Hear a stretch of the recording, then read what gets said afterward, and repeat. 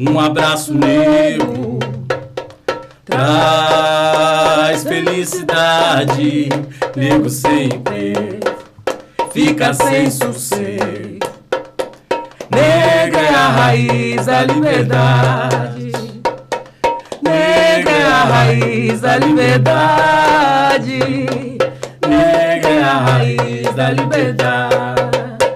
Beleza, beleza, beleza! Mais um Pode Pretos. Marcelo Correia! Kézia Neves na área. Olha a Kézia, é sempre simpática, sempre elegante. É uma mulher, é uma preta diferenciada. Exatamente. Coisa É linda. isso. E hoje, você sabe que nós estamos no mês de julho, que é o mês da mulher. Preta. E não poderia faltar uma preta especial, uma convidada nossa que tá daquele jeito. Hoje tá diferente o negócio aqui, viu, gente? Só para vocês sentir Tá pesado. demais. Bacharelada em Psicologia pelo Instituto Municipal de Ensino Superior no município de Catanduva.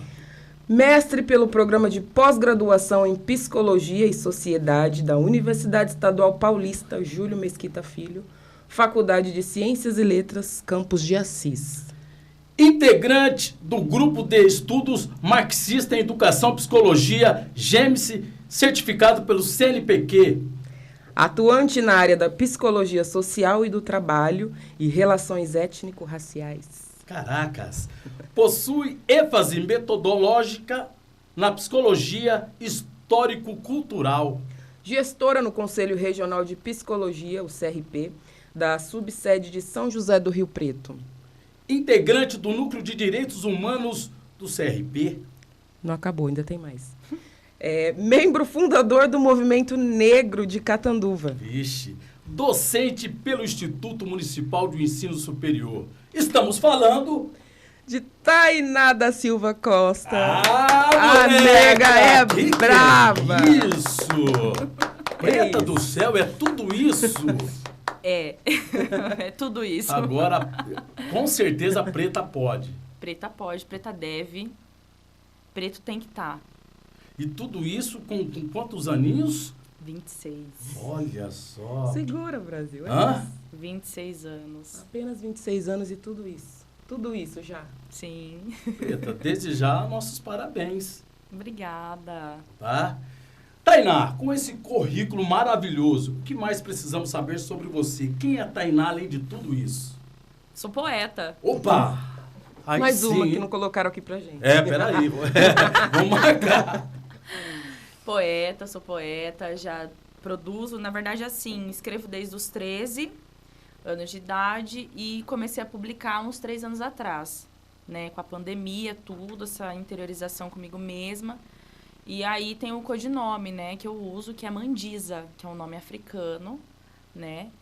Mandisa, Narrativas de Mulheres Pretas. Então, assim, Olha estou com esse legado. Conto a minha história e a história de mulheres pretas, né? Então, todas as histórias que eu colho no ônibus, no transporte público, com as minhas amigas pretas, que estão voltando do trabalho, indo para o trabalho, as pessoas que eu encontro, tudo isso vira história, né? Ou vira poesia. Então, tenho isso aí. Será que sai uma das poesias aqui para nós? Oh, meu Deus! Fala pra mim. Não precisa ser aquela comprida, mas uma pequena, só pra gente Pedacinho, sentir. assim. Fala pra mim. Sai. Eu vou ter que colar, porque minha cabeça, né, não grava. Enquanto você procura, tá? Sim. Kézia vai dizer tudo que precisa ser dito. Vamos lá. No Pode Pretos. Porque preto também pode. Esse bordão é legal. Ela tá procurando. Você achou? Mas pode falar. Não, se você achou, a gente vai te escutar primeiro, depois Então tá bom, então. Lógico. Porque aí Eu já vira achei. aquele clima muito top, né? Até Vini vai entrar na poesia. Inclusive, nós fizemos um trabalho com o Sesc, né, Vini? A gente fez a Mandisa, né, só que com entrevistas com outras mulheres pretas. Tá Olha no que YouTube. top. Tá no YouTube. bacana. A Mandisa é o personagem ou É o codinome, é o meu nome de poeta. Ah, tá. Ah, vou então procurar. Entendi, É o meu nome de poeta. entendi. Tem no Insta Vou me também, inscrever. né? Isso. Vou curtir, vou compartilhar. E os vídeos estão no canal do Sesc, né? Ah, que bacana. Mais uma convidada que fala do nosso, o melhor órgão, que é o Sesc. Sesc é sensacional. Alô, Maristela! Um beijo pra Mari e agora pra Carla Ferreira. Pra Carla Ferreirinha, que já tá lá. Carlinha, que é irmã do Will do Cavaco, que tocou no Toque de Malícia. Carlinha, queremos Beijo, você aqui Carlinha. também no Pó de Pretos, viu? Venha. Vamos lá, então, ó. Essa fala de ancestralidade, tá bom? Me pergunte de onde eu vim, que te responderei que vim de lá. Lá onde? Onde os braços se encontram e se erguem em conjunto. Onde o peito se abrasa no conforto do peito de outras que aqui estão. Onde alegria, afeto, amor, diálogo, abraços são presentes. Ei, você sabe onde é lá? Lá é aqui e aqui é lá. Horas, ainda não sabes? Pois vem aqui que eu te digo. Aqui é a África e lá é Brasil. Aqui é lá e lá é aqui. Não precisa fazer sentido, porque já é fato dado e também consumado. Se há sentido nisso de bate e pronto, sei a resposta. O sentido existe, está aí e se pode encontrar naquelas que estão comigo lutando para a minha vida continuar. É, show de bola. Aqui é lá e lá é aqui. Lá é aqui. Eu vejo vários compositores aí que tem que escrever as suas músicas. Inclusive, Então. Kézia Neves está virando compositora. Oh, meu Deus. É. Quanta coisa essa mulher tem pra falar, né? Não, você não tá entendendo. E para escrever essas poesias maravilhosas, como se faz? Que horário que se Oh, faz? meu Deus, na Tem que madrugada. tomar aquele litro de uísque? Aquele litro de uísque igual os compositores? Olha, sim, mas eu acho que é mais de uma coisa interna, né? Então, quando eu sinto que tá derramando, eu preciso escrever. Ah. É demais. É Ah muito. lá, eu acho que é isso que aconteceu comigo esses dias. Derrama. Sabe quando você tá... Eu precisava fazer alguma coisa. Ah, de madrugada foi isso. De madrugada. Quantas Parei, histórias não escrevi de madrugada? Escrevi. E tá lá. E tá lá. Quero ouvir, hein? Vai virar bacana. música? Vai virar Então, eu acho que vai. Já. Com eu certeza, acho que né? vai, eu acho que vai. Que delícia. É bem assim. Diga lá, Kézia Neves. Vamos lá. Ser uma mulher preta no Brasil é enfrentar o peso histórico do racismo e do machismo. O duplo preconceito de gênero e de raça, que vai de críticas ao cabelo e aos traços, sexualização dos corpos, desigualdade salarial, arrimos de família, acúmulo de tarefas domésticas, cobrança pelo cuidado com os filhos, com a casa, sobrecarga de jornada. São muitos claros os sinais do quanto a mulher preta está num papel diminuído e vulnerável. Pesquisa feita pelo Instituto de Pesquisas Econômica Aplicado, tem-se que para cada mulher negra em um cargo de ensino superior existem 3 homens brancos. Em relação ao feminicídio no Brasil, dados apontam que 2 em cada 3 vítimas são mulheres negras. Infelizmente, essas são apenas algumas das situações que fazem parte da história das mulheres pretas no Brasil.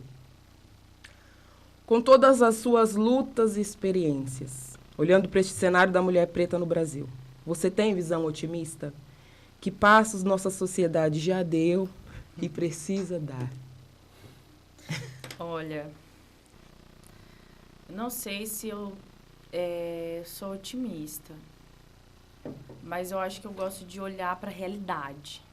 Né? Você falou aí do meu grupo de pesquisa, a nossa teoria olha para isso, para a realidade das coisas, né? Então, assim, tudo que a gente já construiu desde a escravidão, né, foram muitas coisas.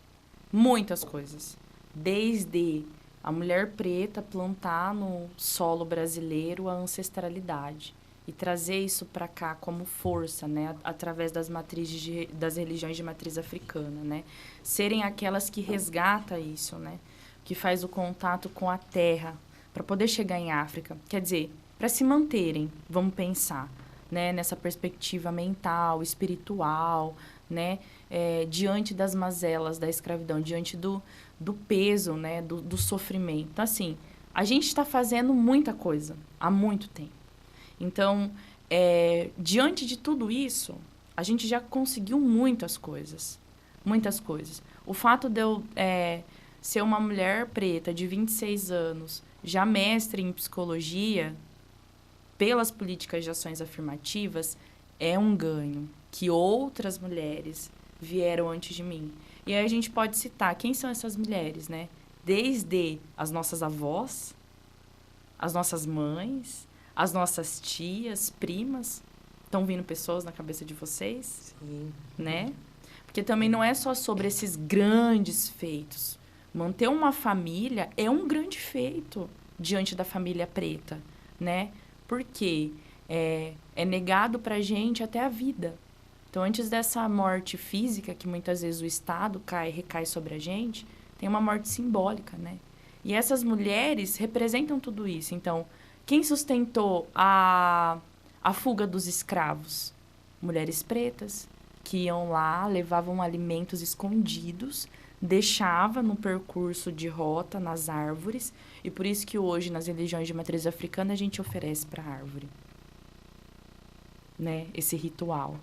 Olha só a história. Então, assim, muitas coisas. Até chegar, por exemplo, em um marco político e de movimento social. Beatriz Nascimento, Lélia Gonzalez, mulheres que foram importantes para o movimento negro no Brasil, né? Dentro da política, né? Dentro da psicologia, Isildinha, Maria Aparecida Bento. Então, assim, me enraivece quando as pessoas falam que... A gente até falava disso, né, Marcelo, antes. Sim. Nos corredores, que o movimento negro aqui no Brasil é desarticulado. Que? Como assim? Olha a nossa história, né? Então, tem uma história, Kézia. Tem uma história. Então, acho que a gente precisa reconhecer. Foram elas que também trouxeram esse resgate ancestral, né? Que fortaleceu o nosso psiquismo, né? Que manteve a gente aqui. E eu acho que, assim, ainda falta muito para a gente chegar onde nós queremos. O que falta, né? Primeiro, nós estamos no Julho das Pretas. É um mês importantíssimo. A gente tem a data, dia 25 de julho, Dia Internacional da Mulher Negra, Latino-Americana e Caribenha. E desde 2014, promulgado pela presidenta Dilma Rousseff, Dia Nacional de Teresa de Benguela, por conta dessa data internacional. Então, assim, em 1992, mulheres negras, latinas, americanas, caribenhas se unem na República Dominicana e trazem movimentos feministas, negro. Vem aqui. Precisamos falar sobre mulheres pretas. Precisamos falar da realidade das mães de periferia, das favelas, desses dados que você falou, né? As mulheres negras não conseguem estudar mais de 25 anos. O que seria estudar mais de 25 anos? Graduação, pós-graduação, doutorado, quer dizer. E ainda assim, quando a gente chega em cargos de... não é privilégio social, tem um outro nome que agora eu não me recordo. Mas chegar nesses cargos de poder, quando chegamos, o que vem primeiro? Vem o gênero ou vem a raça? Né? Então, assim, vem os dois. Vem o gênero e vem a raça, né? Que a gente vai sofrer o quê? Racismo, violência de gênero nesses espaços também. Então, não importa, Kézia, se você está no espaço de poder, ainda assim você é uma mulher preta. Sim. Então, assim, pelo fato de ainda assim essa fala ser uma mulher preta, a gente tem muita coisa ainda para fazer. E quem que vai limpar essa sujeira? Nós? O que nós temos a ver com isso? Nós somos o que levamos isso, né? Então, eu acho que é dessa união que nós precisamos de homens pretos, homens brancos, mulheres brancas se uniram com a gente, porque não é uma pauta nossa, né? De mulheres pretas, de todo mundo. É uma coisa que é para ser de todo mundo. Com certeza. Ô, Tainá, e você percebe a diferença entre o racismo contra o homem preto e a mulher preta? Com certeza. Sim. E vai ter uma diferença se a mulher for preta lésbica. Se a mulher for preta, lésbica e mãe de família. Isso se chama interseccionalidade. Ou nó. É como se a gente pensasse. que um indivíduo tem o gênero, a raça e as condições de orientação afetiva sexual, né, e outras coisas. Por que tem diferença?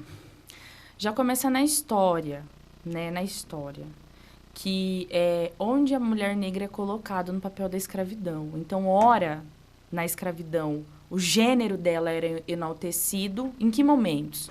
Para ser ama de leite, cozinheira, estuprada. Isso elas eram mulheres. Quem fala isso é Angela Davis. Ora, era negado. Para quê? Serviço braçal, brutal. Porque você pode ser mulher, mas você é preta. Então, você vai na lavoura, você vai se matar de trabalhar.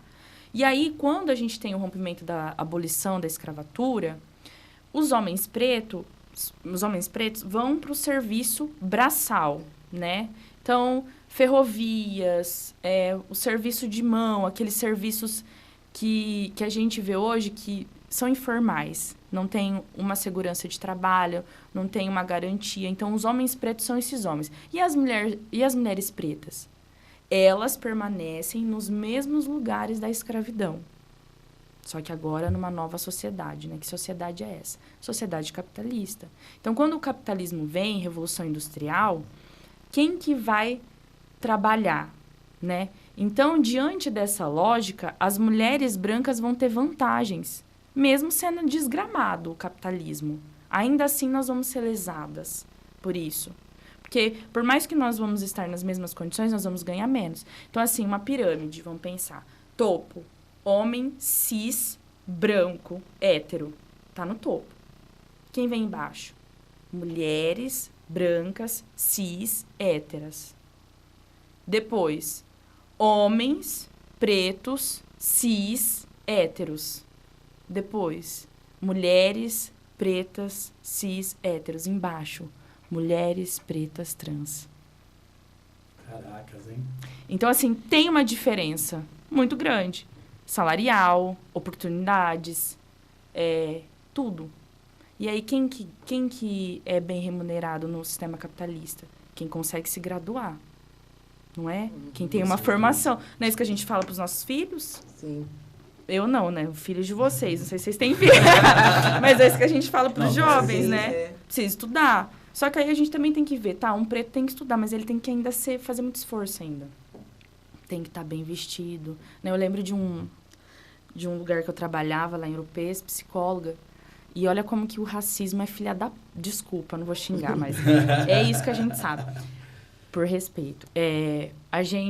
Eu nem percebia o movimento, né? Mas eu comecei a mudar meu estilo de roupa. Eu comecei a me vestir mais sofisticada. E aí eu fiquei pensando, assim, depois eu fiquei, mas por quê, né?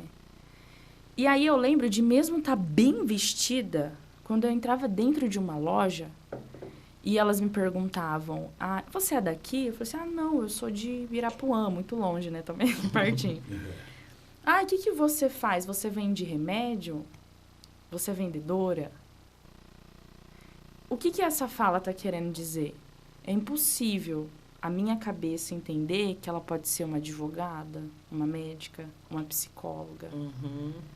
Então, assim, tá no nosso inconsciente. E aí eu percebi que eu comecei a me vestir, quando você fala assim, a Kézia é linda, maravilhosa, tem uma questão de identidade dela com ela mesma, sim, não é? Sim. Os brincos africanos que remete isso, tem uma questão ancestral dela, mas também tem esse olhar da sociedade, né? Que olha e não enxerga essa capacidade na gente. Então, tem diferença, Marcelo. Tem diferença. E é desde cedo isso, né? Você falou isso, eu lembrei da minha mãe. Numa época em que não se falava sobre racismo, não era uma coisa... Tanto, gente, que quero deixar claro assim para vocês que nós começamos aqui nessa jornada aqui com o Pó de Pretos, mas muita coisa a gente está aprendendo, né, Bob? Muita coisa. Já está começando agora. A presença da Tainá aqui, eu tenho um anjinho, a Selma, que saiu na minha vida há pouco tempo, a Selma, e ela começou a abrir meus olhos para muita coisa, então eu falei, a gente precisa fazer alguma coisa, né? Hoje eu sou conhecida na cidade, eu tenho voz, que é coisa que muita da minha gente não tem. E aí a Selma falou para mim, ela falou, tá, e aí agora? Você tá aí? E aí? Eu falei, e aí o quê, Selma? Eu falei, e aí eu que te digo, você vai fazer o quê? O que você vai fazer por nós que não temos? Por toda aquela galera que não tem. E aí veio a oportunidade do Pode Preto. Eu falei, não, é agora.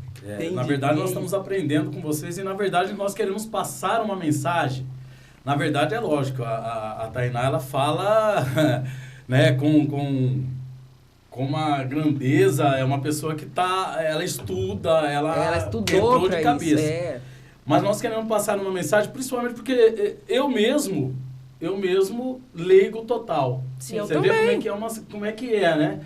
E a gente quer passar para todo mundo, porque é o que o pessoal fala, nós estamos aqui no nosso Brasil, mais de 50%, né? 56%. Você imagina se todo mundo se juntar, peraí, o que vai acontecer? Teremos mínimo do conhecimento. Exato. Você tá isso, entendendo? esse despertar, né? É esse consciência negra. Que a gente não tem. E você tava falando, eu lembro da minha mãe. Minha mãe fazia, mesmo sem saber de nada, festas de escola, ela fazia um corre danado para eu e os meus irmãos serem os mais... Não, vocês têm que ser os mais lindos. Ela falava desse jeito. Então, não interessa, eu vou ficar devendo o resto do ano, eu pago depois. Mas a gente tinha que estar sempre com a melhor roupa, cheiroso sempre e brilhando a pele, né? Que ela fazia questão, não podia estar. Mas sim, aí... E entre esse lado. Aí eu pergunto para você com 26 anos, com esse currículo, tudo, como foi... Com esse fumo. Como foi que você chegou tão cedo, que você tem já essa sabedoria sobre esse assunto, e como foi a sua educação com seus pais, quem que passou isso para você entrar assim de cabeça e agora saber passar de uma forma diferente? A minha história se parece com a da Késia. Assim, comecei, a me descobrir, né, quando você fala. Então, eu venho de uma família interracial, que é isso. Meu pai é um homem preto, minha mãe é uma mulher branca, certo? Só que a questão da raça nunca foi uma discussão na minha casa. Então, meu pai, por mais que ele sabia que ele era preto, porque as pessoas falavam isso pra ele, ô neguinho, ô cabelo duro, ô neguinho, ô beiçudinho, né? Ele não... Acho que essa questão da sua mãe que você tá falando, até mesmo de nós... Não tem essa consciência preta, né?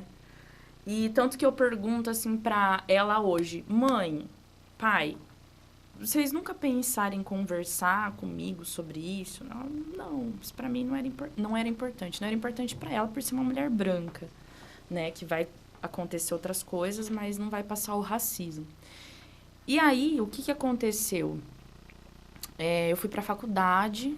Psicologia é uma faculdade muito crítica, desconstrói. A gente estuda antropologia, a gente estuda filosofia, a gente estuda sociologia. Quer dizer, teorias muito críticas. Se vocês veem um estudante de psicologia que entrou na faculdade e saiu do mesmo jeito, alguma coisa está estranha.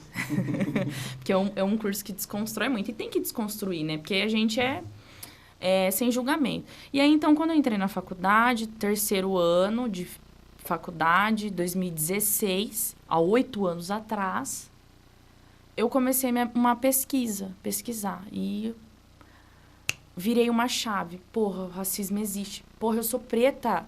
Com quantos anos isso? Hoje eu tenho 26, há 8 anos atrás, 18 anos. 18, 19 anos, né? Então, eu me identifiquei assim. E aí, o que acontece? Quando você fala... E eu gosto de uma palavra, que é um título de um livro. Tornar-se negro. É uma escritora brasileira, psiquiatra, Neuza Santos Souza. E ela escreveu Tornar-se negro. E aí, o que ela fala? Como que é tornar-se negro? É você viver o racismo todo dia.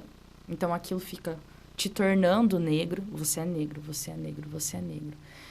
Quando a gente também faz o resgate ancestral, torna-se negro. Então, foi muito junto. Eu comecei a entender que eu era negra, fazendo esse resgate, e aí começava a vir memórias na minha cabeça de situações de racismo que eu tinha vivenciado. E aí vinha aquela situação, a dor do racismo, a ansiedade, a angústia, que naquele momento eu não sabia dizer o que era. Uhum. Comecei a dar nomes, que é importante essa questão para a psicologia, a gente fala, essa significação. Então, comecei daí, a partir disso. E esse momento é muito importante para mim. Fiquei tão acometida com isso que eu fiz uma pesquisa. E a minha pergunta era, para minha pesquisa, que foi a pesquisa de conclusão de curso, como mulheres pretas constroem a sua subjetividade, identidade. Como? Como que nós construímos? Como? Fui vendo que nós construímos a nossa identidade a partir de afetações. Quais são elas? O racismo, a violência de gênero, a violência de classe. Então, assim, nós somos um povo, nós somos mulheres que dentro das nossas identidades, dentro daquilo que faz ser quem a gente é, de muita felicidade também pelas coisas que a gente vive, muita tristeza. Porque é tudo isso que afeta. Então, isso veio assim, ó, chegou para mim. E começou a cair essas autoras. Então, há 8 anos, eu leio Lélia Gonzalez, Beatriz Nascimento, e foram chegando outras mulheres, Jamila Ribeiro, Soeli Carneiro, Conceição Evaristo, Carolina Maria de Jesus. Quantas mulheres pretas. Carolina Maria de Jesus, quer saber como que é uma vida de uma preta favelada? Leia. Leia O Quarto de Despejo. Você vai saber o que é ser uma mulher preta no Brasil. Pobre. Estamos aprendendo muito hoje, hein? É uma aula. Na verdade, não é nem uma entrevista. É uma Estamos aula. tendo uma aula aqui, particular, né, Kézia? É uma aula. Caracas. Deixa eu fazer uma pergunta para ela. Agora. Por favor. Porque você falou, né, o pai branco, uma mãe... Sim.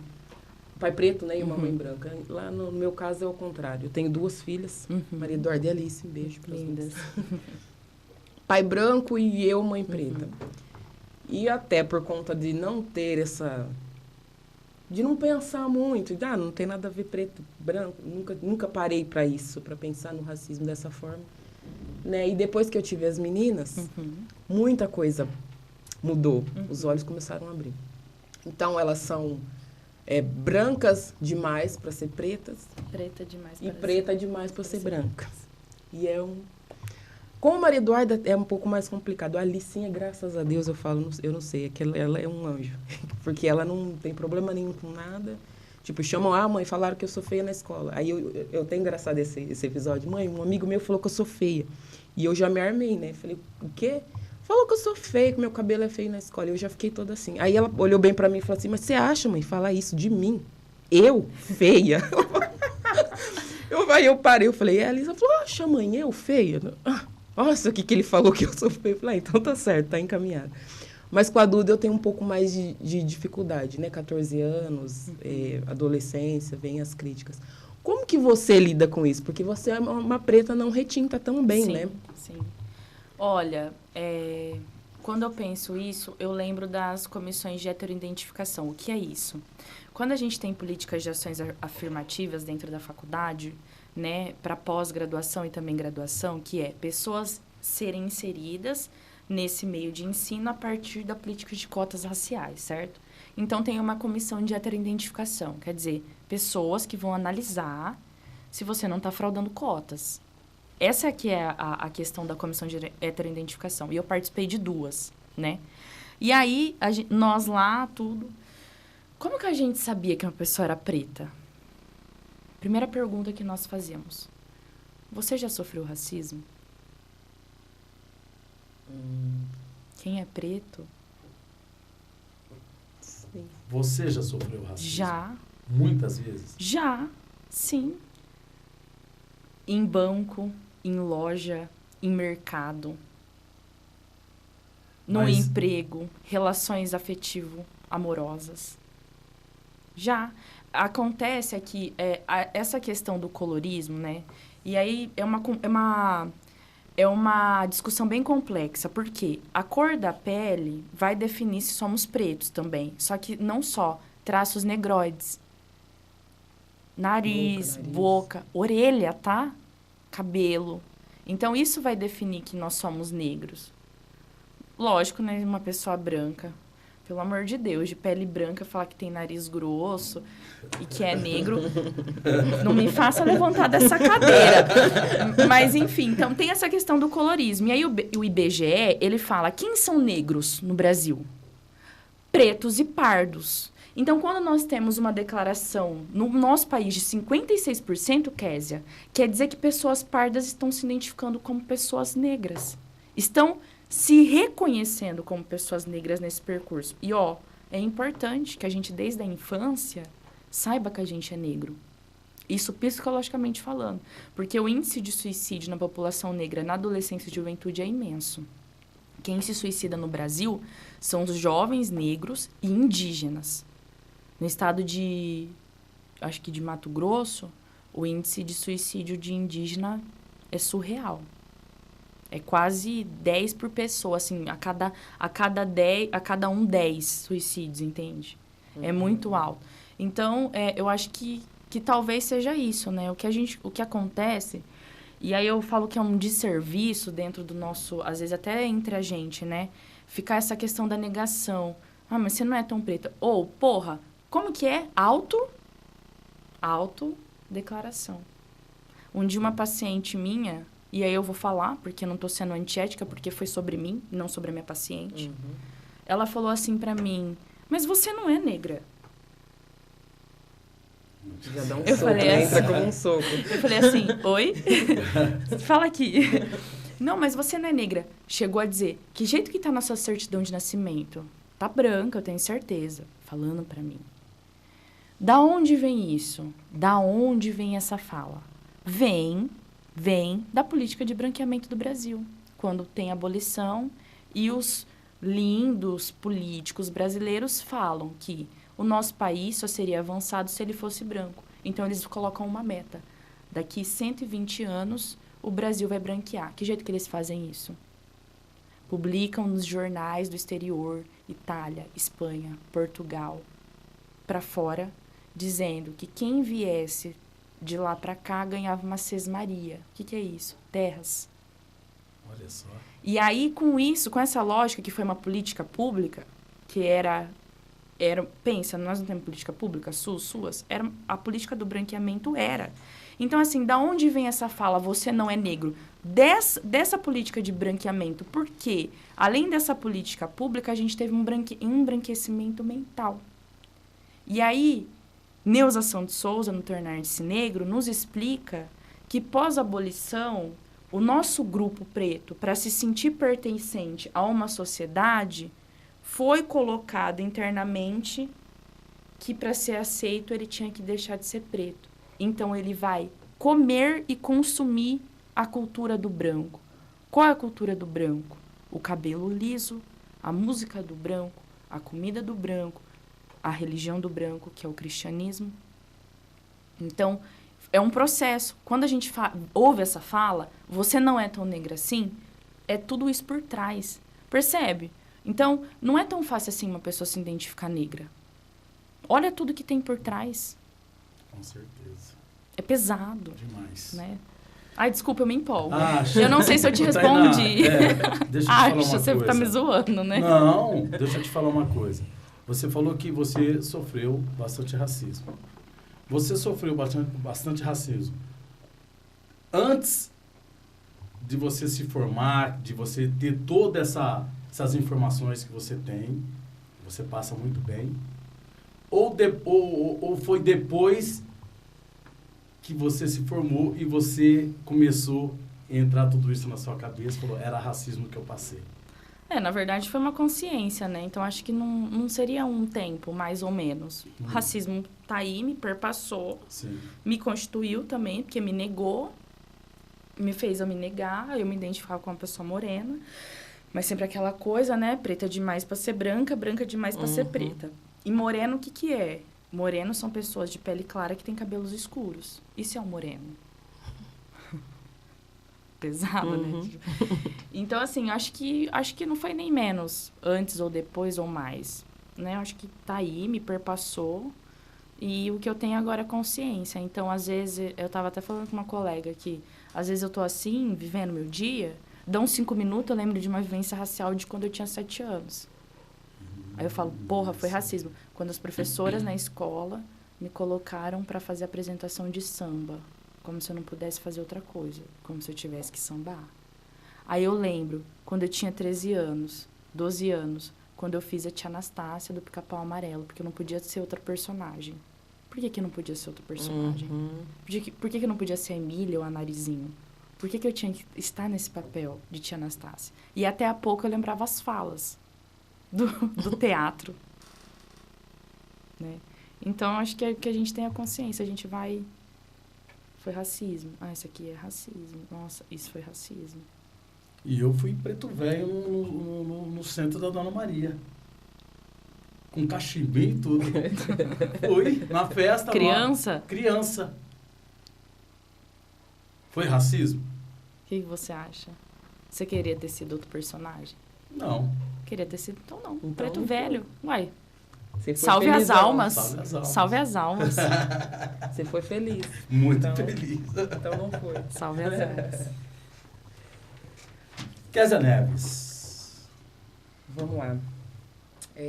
Considerando toda a história de colonização e escravidão que ocorreu, que o racismo é estrutural, tem um trecho de uma entrevista que o Joel J. faz com o Manuel Soares e a Natália Deodato, que a gente gostaria que você comentasse.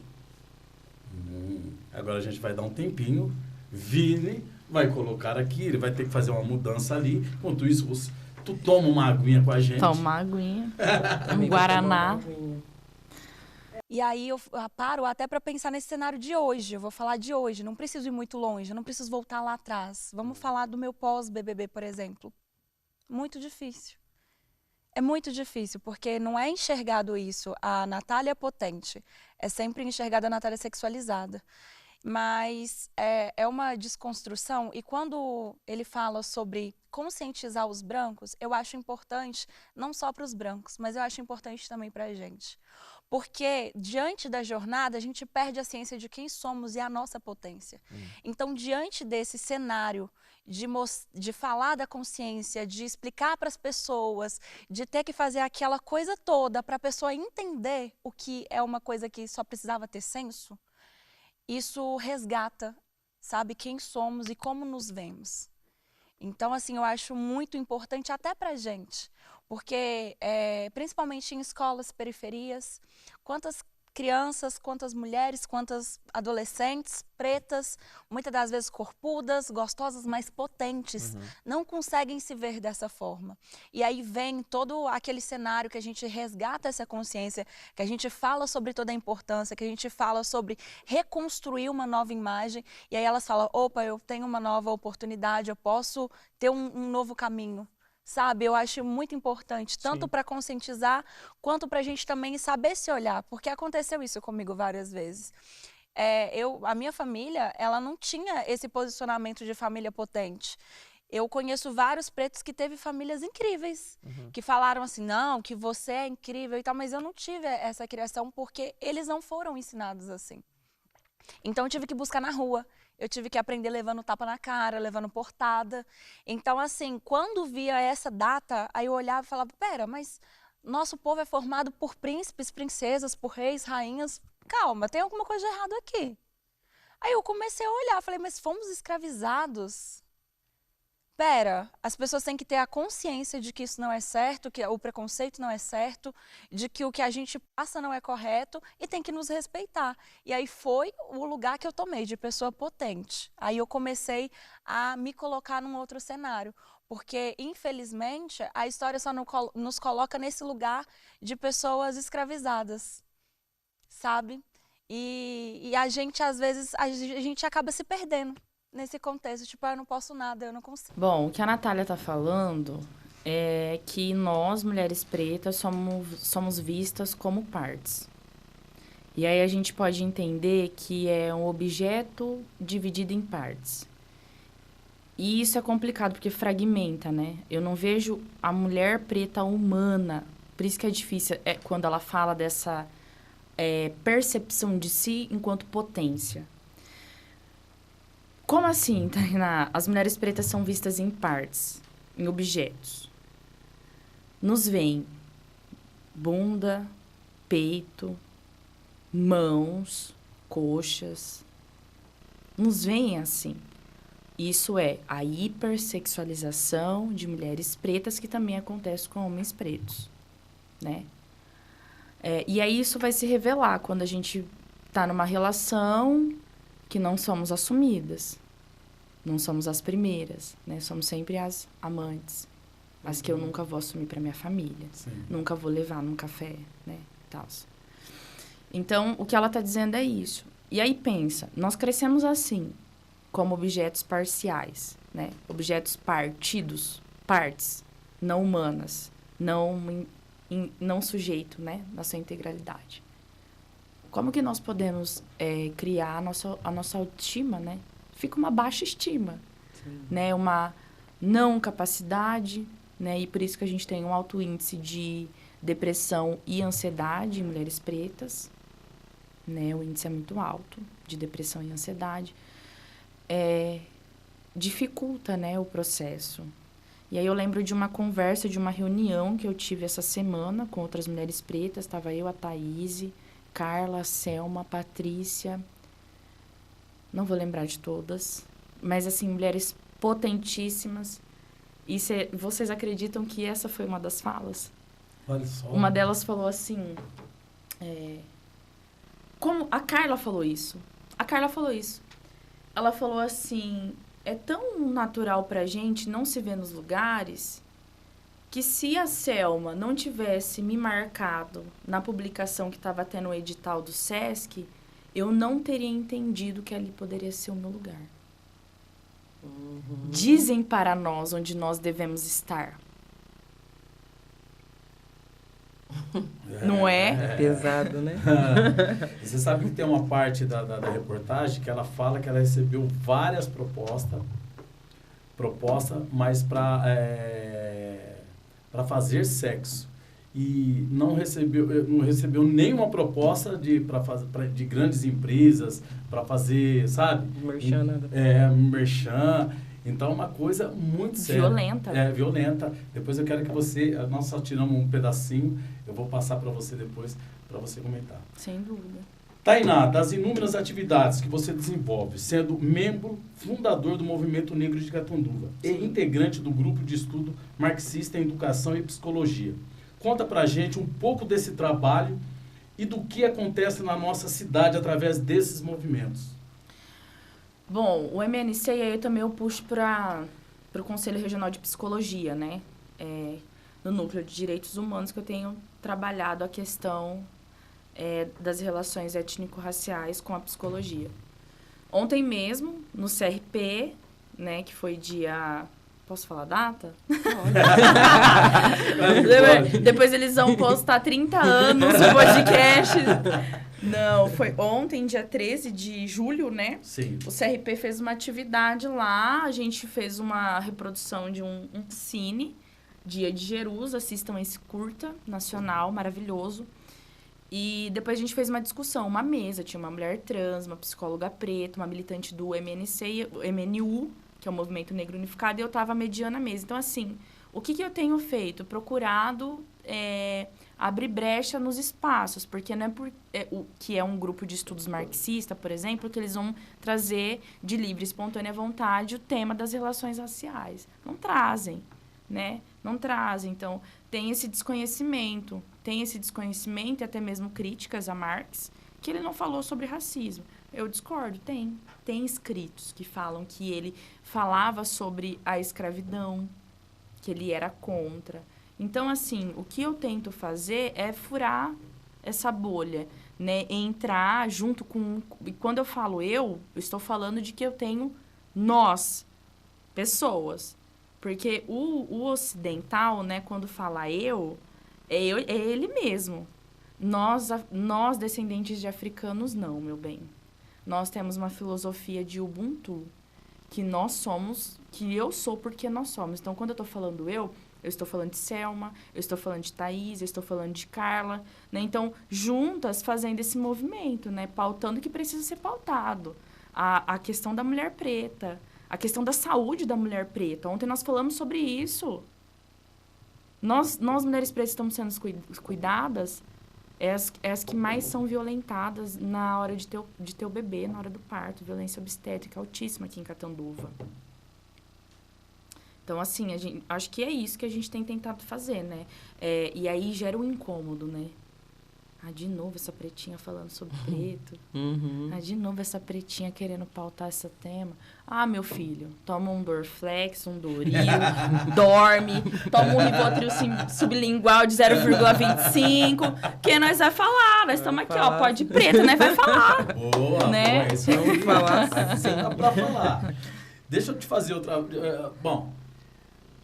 Isso aí, desde você sabe que eu sou lá de 1982. Você é novo, Marcelo. Já contou mentira. É mentira. Tá? E mesmo hoje eu vejo, continuo vendo, eu estou falando agora entre pretos. As brincadeiras que tem a rapaziada, que um falando com o outro, xingando, falando... Macaco. Tudo isso. É isso. Entendeu? Eu gostaria que você comentasse. Tá, vamos lá. Primeira coisa que a gente precisa saber. Preto não é racista contra preto. Preto não faz racismo. Mas eles fazem racismo contra eles mesmos. Não tem lógica. Nós não escravizamos nosso povo no Brasil, aqui, para explorar uma terra. O que se tinha lá em África, que esses negacionistas, né, essa onda conservadora... Né, fala que nós escravizamos o nosso povo, era uma outra lógica de sociedade, era uma questão de tribo, era uma questão de outra perspectiva. Não essa perspectiva do colonizador, de explorar terras, juntar riquezas. Não era sobre isso. Né? Então, o que eu penso e o que eu falo quando eu vou falar com os meus alunos, com as pessoas. Nós internalizamos o racismo. Nós internalizamos o racismo também. Só que de uma outra maneira. Então, assim, o sonho de todo oprimido é ser um opressor. Então, assim, se a gente está todo dia ali sofrendo racismo, do que vai sair da minha boca? Racismo. Vai ser essa reprodução, né? Então, na verdade, Marcelo, quando a gente vê essa lógica das brincadeiras, a gente está vendo algo muito delicado na parte psíquica do inconsciente do ser humano preto. O que ele está nos revelando quando ele faz essas falas? Que ele assumiu esse lugar que o branco deu para ele. E aí tem uma lógica na relação, que eu escrevi até recentemente um artigo, que é o sujeito suposto saber. O que é isso? Vou falar para a gente de uma forma que a gente entenda. O preto internaliza que ele é inferior. E internaliza dentro dele também que o branco é o superior. Então, o branco é o sujeito que sabe. É o suposto saber. É ele que sabe. Então, nessa lógica da relação... E aí eu vou usar um exemplo para trazer aqui da assistência social, que eu estava atendendo um senhor negro, retinto. E ele queria um copo de água. E aí eu fui pegar a água, né, o copo, e o copo caiu no chão. Ele falou assim, nossa, isso aconteceu porque eu sou preto. Olha o sujeito suposto saber aí. Internalizado, enraizado. Eu sou inferior. Eu sou a raça inferior. Então, eu acho que quando tem essas brincadeiras, é a manifestação disso, do sujeito, né? O suposto saber que é o branco. É a manifestação do racismo do branco para com nós. É a manifestação de uma violência desgraçada e arraigada na violência racial, porque onde esse adulto foi criança. E o que ele sofreu como criança foram palavras de racismo. O ECA fala que a criança tem que ser garantido todos os direitos, o direito de brincar, o direito de crescer saudável. Então, a gente pode falar que crianças negras estão tendo o código do ECA garantido? Não, que crianças negras estão sofrendo racismo. E aí isso tudo é uma manifestação de muita dor. Porque pensa, Marcelo, você mesmo falar de você de uma forma diminuída. Pensa, cara, você mesmo se falar que você não presta, que você é isso, que você é preto. Pensa na dimensão psíquica. Então, é uma manifestação de muita dor. né? Eu penso dessa forma, olho dessa forma, né? E não admito as pessoas falarem que negro é racista. Não, negro reproduz o racismo que ele vivencia. O que ele fala, o que ele está falando, e você não está sabendo escutar, é que é um sofrimento, é uma dor para ele ser preto. E deixa eu te falar outra coisa, que recentemente, vários amigos, uma turma, Uhum. e nessa turma tinha um preto. Uhum. E os amigos, o trata, chama ele, ô macaco, vem aqui, eu não sei o quê, e ele vai, numa boa, todo mundo brincando numa boa. Gostaria que você comentasse isso também. Principalmente sobre o preto. Não é numa boa, né? Não. Não é numa boa. E provavelmente, repito, essa pessoa preta não tem a consciência de que ela ela pode sentir a dor. E aí, ela pode até falar assim, mas eu não sofro com racismo. É uma negação. Ou a maioria fala. É uma viu? negação tão forte. Psicamente, eu sou psicóloga, eu posso falar isso com propriedade. Que é uma negação tão forte da realidade que ela inibe a dor. E por isso que ela fala que ela não sente dor. Ela está negando a dor do racismo. Realmente. Por E quê? eu sou prova viva disso. Sabe por quê? O racismo é uma ferida que sangra. Todos os dias ela está sangrando. Você tem o privilégio de estancar essa dor, Kézia, Marcelo? Não. Por quê? Todo dia você sofre racismo. Por isso que é uma dor que sangra. Então, como acreditar que essa pessoa não está sofrendo? Se você que é preto sofre também. Então, é uma negação, né? Uma negação. E essas pessoas brancas, né? Que você está me falando ali é um complô branco se dando a mão. E olha que nós estamos tendo casos na TV, você vê o do Vini, que Sim. expôs o Mundial, né? Tava aí E pra aí todo eu mundo acho que a ver. gente tem que ser as pessoas, né, Marcelo, que vai falar. Opa, peraí, muita calma, ladrão. Como o Racionais falou, né? Cadê o espírito imortal do Capão? Não é? Sim. Opa, peraí. Isso não é normal. Não é. Posso falar? É crime. E racismo é crime inafiançável. Quando você escuta uma pessoa chamar outra de macaco, que é a discriminação escrachada, é um crime inafiançável. Qual que é o nosso problema? A gente ainda não entendeu que racismo é crime. Porque se a gente tivesse entendido, quando essa situação acontece, o que a gente faz? A gente traz seriedade. E isso é uma estratégia que a gente aprende dentro da psicologia e também as pessoas que estão discutindo sobre gênero, raça, que é você não rir. Quando uma pessoa faz uma piada racista, você falar, mas eu não estou entendendo a graça. E aí a pessoa, ela vai se explicar de novo, ela vai explicar aquela piada de novo, dando risada, para ver se você entende. E as outras do lado Isso. rindo também. E você fala assim, mas cara, eu ainda não entendi qual é a graça. E aí ela vai se explicar de novo. E você vai continuar falando que você não entendeu. Ela vai se sentir desconfortável, ela vai entender. Ela vai entender o que ela fez foi uma violência, né? E um crime. Então, racismo é crime. E agora eu vou te falar outro caso que isso aconteceu comigo. Em 2019, eu comecei a fazer Direito na Unirp. Nossa, nega. 70 alunos na classe, eu era o único preto, não sofri nenhum tipo de racismo. Só que eu ficava muito incomodado. Na hora que chegava, eu queria chegar primeiro já para me sentar e escolher a minha carteira. Eu queria, na hora que os professores montavam grupo para fazer os trabalhos, sabe quando você falava, nossa, ninguém vai me chamar? Comigo, eu sentia isso. E outra coisa que eu me sentia muito mal, muito mesmo, era quando tinha um professor lá de recursos humanos, ia falar sobre alguma coisa sobre a raça, os pretos, as pretas, e parecia que todo mundo estava olhando para mim. Isso é um trauma? Isso é racismo, né? Você falou assim, eu não sofri racismo. Sofreu sim. Quando você entra numa sala e só tem você de negro, é um racismo. Racismo estrutural. Racismo estrutural. E isso desenvolve uma coisa na gente que é sofrer situações estressoras. Então, por exemplo, quando a gente entra na sala de aula e só vê a gente de preto, ou quando a gente entra num restaurante, só a gente de preto ali comendo e vários pretos servindo, limpando, você pode não entender aquilo numa dimensão consciente, ok? E ali na hora. Só que isso está te colocando numa situação de estresse. está vivendo um estresse nítido ali. E isso, sabe o que pode desenvolver? Hipertensão.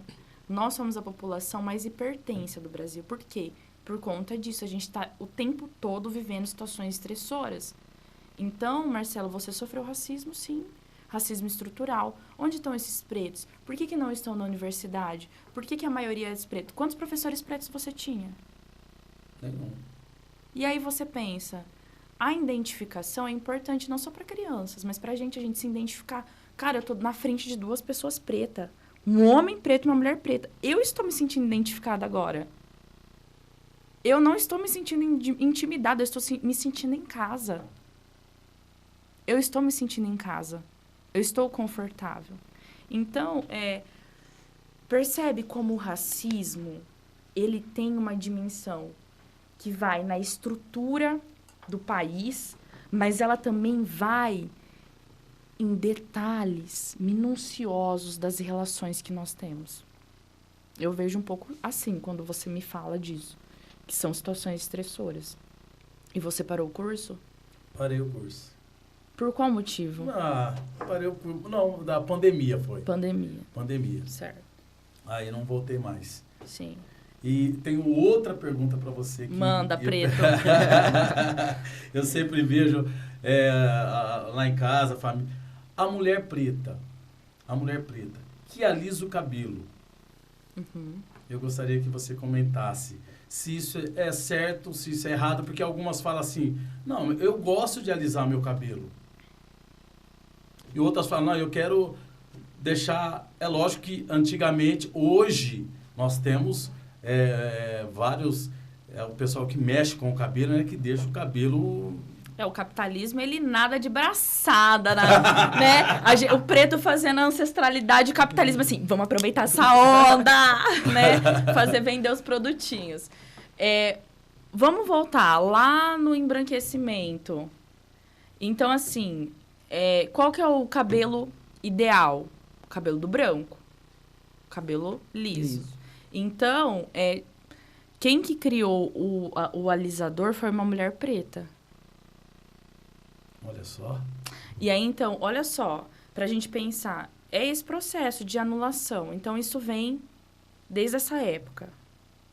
O cabelo ideal. Eu lembro de uma prima minha que ela falava assim, você vai sair hoje com a gente, mas você vai alisar esse seu cabelo pra você sair com a gente, porque assim você vai conseguir beijar os meninos, né? E eu achando que eu era hétero naquela época, beijando, né? Hoje eu sou sapatão, graças a Deus! Né? Enfim, mas ali naquele momento, né, eu me submeti a isso. Alisei o meu cabelo. E fui pro rolê. Então, eu acho que é esse processo. Só que eu penso assim, Marcelo, que tudo aquilo que a gente reduz e radicaliza, na verdade, aquilo que a gente radicaliza, a gente reduz. Quando essa lógica não faz sentido, quando é um crime de racismo, que a gente tem que ser radical mesmo, que é um crime, cara. Só que nessas situações, e por que eu tô falando isso? Porque uma mulher, se ela se entende como uma mulher preta, entende que o cabelo dela é crespo, e faz essa escolha por livre, percebe? Livre, espontânea vontade. Tem uma autenticidade. É diferente, né, Kézia? É diferente de quando uma mulher preta, sob pressão, precisa, precisar, alisar o cabelo para se sentir bonita. Percebe o movimento? É Sim. Diferente. Então, eu acho que eu penso um pouco disso. Eu acho que você Sim, também, assim... Pra se sentir bonita, pra se sentir aceita, né? Eu acho que quando vai na lógica da aceitação, é problemático. E a gente preto sabe que é isso. Muito sabe que é isso. Você chegava antes para você ser aceito. Sim. Uhum. Não queria chegar todo mundo já lá na sala e eu me sentir... Sim. Todo mundo tava me olhando e...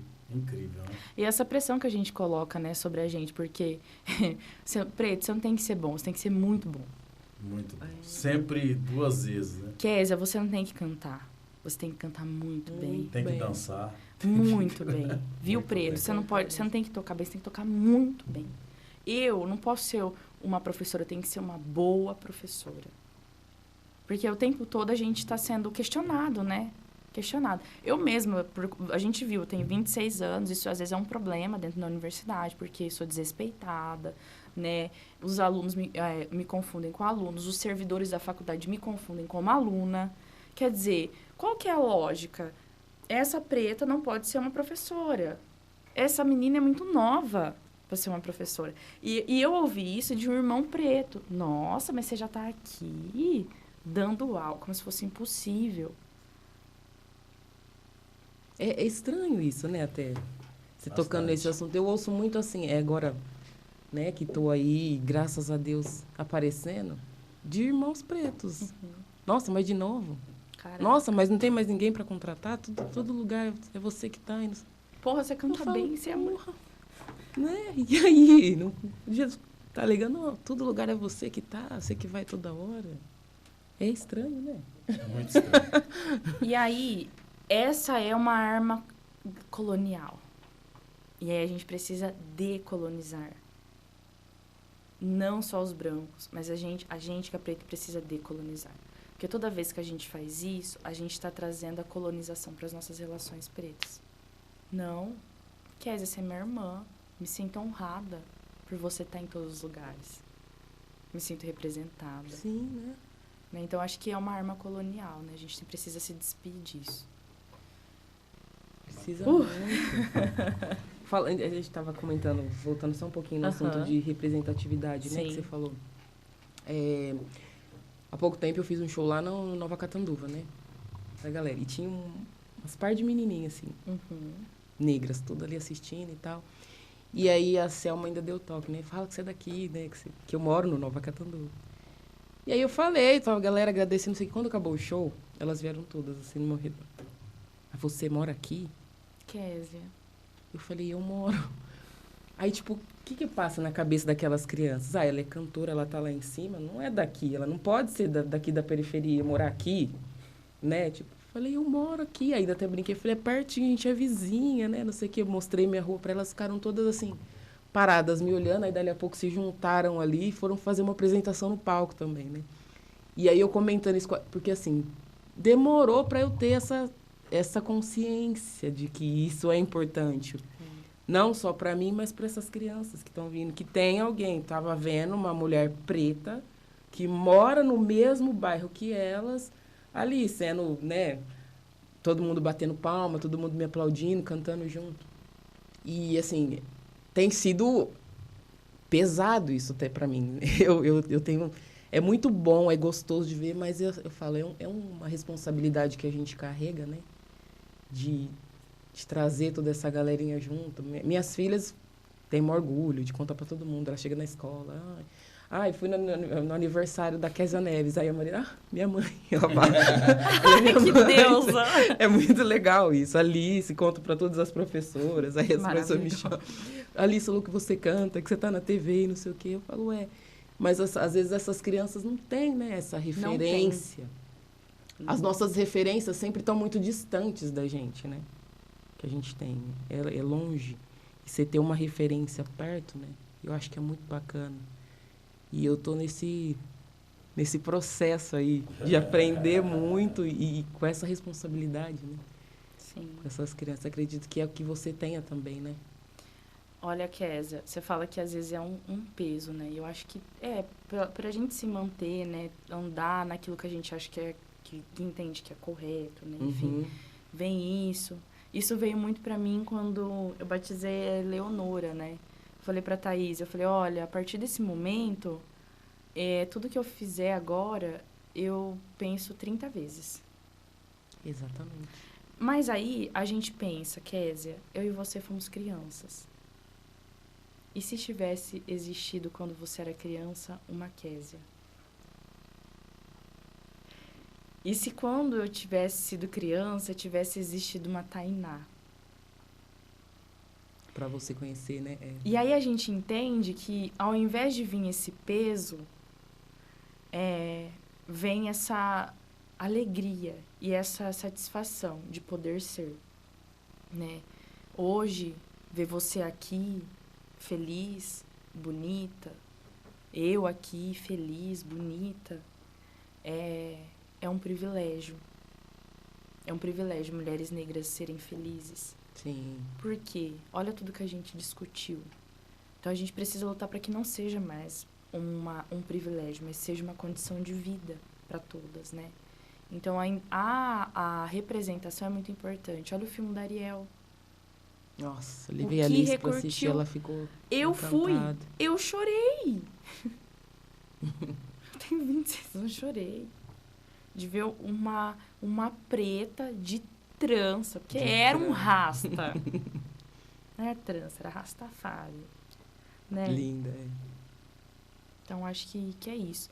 E aí, ontem, a Juliana, que era uma psicóloga acho que ela tem uns 40 e poucos anos. E, pra mim, todas as mulheres negras mais velhas do que eu, seja 30, 27, pra mim, são pessoas que eu coloco no pedestal mesmo, de endeusamento.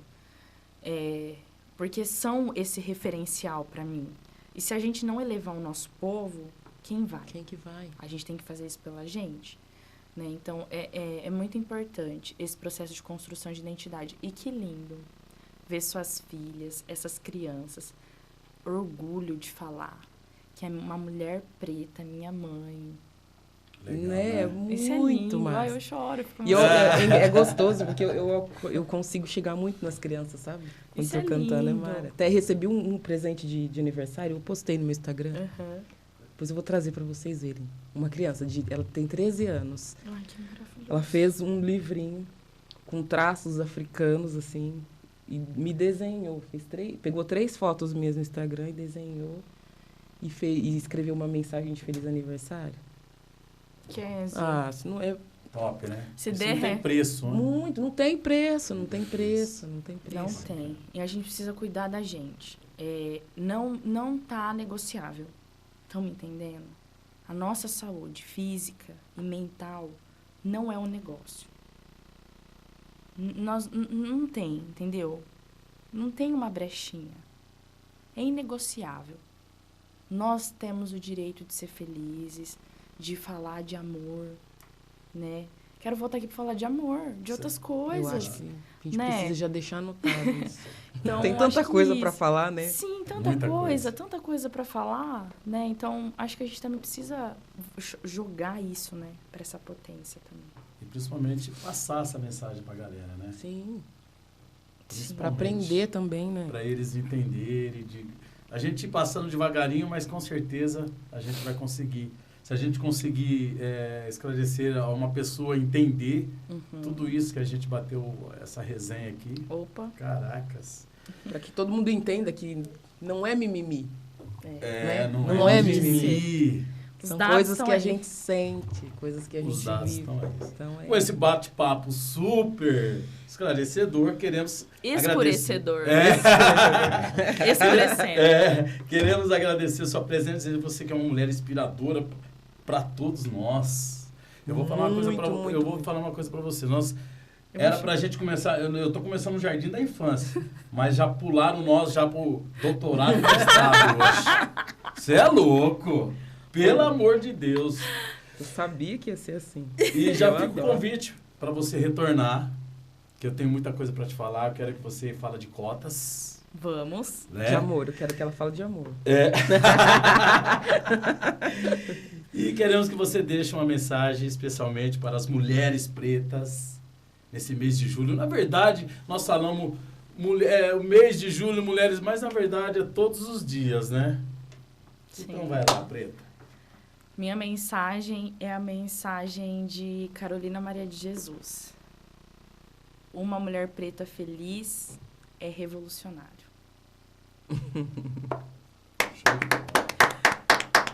Sem mais. Coisa linda, gente. Mais um Pó de Pretos, né, preta? É isso aí, gente. Obrigada mais uma vez pela audiência de vocês. Semana que vem estaremos de volta. Com certeza. Avisando vocês, por favor, compartilhe, curte. Tamo junto sempre, né, Kézia? É isso aí. Pó de Pretos? Porque preto também pode. Ah! Até semana que vem. Beleza!